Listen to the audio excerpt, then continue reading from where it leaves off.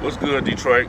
This is Cocaine Wayne, just coming at you again. Want to give you a little bit of backstory on my life about how I became eventually El Primo going over there across to Mexico.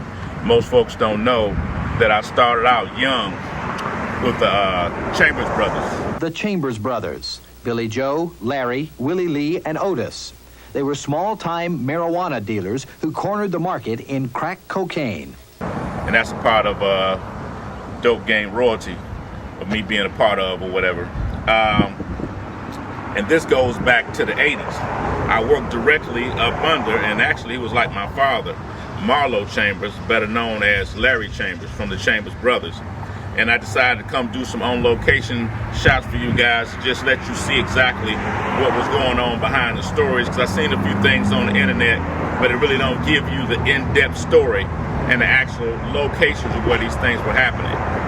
I recall after we moved off of the boulevard and Marlo was looking for another main house.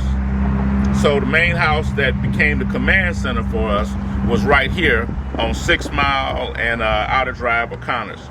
But this particular apartment building right here, right up in the middle, if you start at the front, is 1, 2, 3, 4. We're looking at 2. That apartment building right there was the apartment building what we had that was the command center. So what would happen, this gate wasn't here initially. You could pull in through this way right here, and a lot of the pickup and drop-offs that were classified as lieutenants by Marlo as well as BJ, your responsibility was to basically take your sacks to the crack houses that we had set up. You had your workers in there and so on and so forth. So this spot would be where a young lady would be, because we all had beepers. In case there was an emergency or something, we could call in to her and she could get the information to Marlo. Okay, at the time, Marlo loved me. He would always buy me the little scooters, the Elite 150s and the Yamaha 125s and 225s and so on and so forth. The people from that era know about that. But I had a problem because I always went to jail. Every time you turn around, because you needed a license to have those, I'd be going to jail. I'd be going to jail for curfew and all type of stuff. So he put me on punishment. And he made me stay right up there in that apartment building, right there, until I get my act together, so to speak.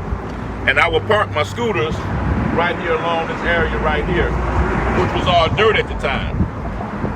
And you could cut through the back. You see the opening right there at the gate, right there behind that wall.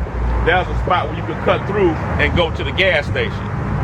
And the reason why I bring this particular spot up, because I recall Bill Bonds doing a special on Channel 7. And we were all upstairs, right there in that apartment building. I'm sitting on the floor. I had to be no more than about 12 or 13. Marlo and Jack was right there. I don't know if you recall the video of the guy that's saying, money, money, money. We rich, goddammit. Money, money, money. We rich, goddammit. It's all the evidence they need to see now in Jackson. $150,000 cash. And had the clothes basket with the money there and say, what are we gonna do with all this money? That was Jack talking, and that was Marlo behind the camera said we'll give to the poor. So we all up in this motherfucking hotel, I mean not the hotel, but the apartment. Bill Bonds came on TV. And then Jack heard, money, money, money, we rich, goddammit, and everybody just went silent and looked at the TV.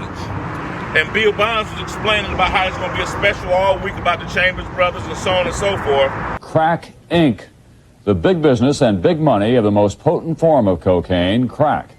Crack is a plague of the inner cities in this country, and that's been especially true in Detroit. And Jack's face just went blank. His eyes were like huge. And Marlo was like, I hate that damn goddamn Bill Bonds. I ought to put a hit on him. I mean, of all things to say, but that's how he felt at the time. And Jack was face just blank. And Marlo turned to him was like, listen, man, let me tell you something. He said, I don't know what you're thinking right now. He said, but you guys ain't never dealt with the feds before. He said, I'd have been in the federal penitentiary like 2 or 3 times. He said, this whole drug thing is not what I do. It's what my brother do, meaning referencing BJ. He said, I'm a bank robber. He said, and when you see the feds or something like this on TV, they got you already, man. Gotcha, bitch. So I know you're probably thinking about running. I can't tell you what to do, but that'll be a waste of time. Jack never said one word. Jack turned around and eventually left out the apartment. Jack never came back again. Now, the interesting thing about that is after that, things started kind of moving fast.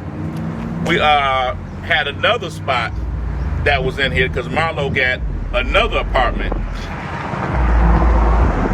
right over in that building right there.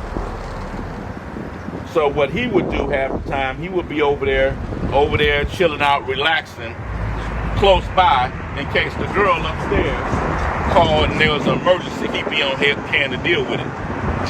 At the end of the day, just like a job, maybe about 5, 6 o'clock, there would be a black IROC pull up, and that was his girlfriend at the time named Belinda, that would come pick him up, and they would leave.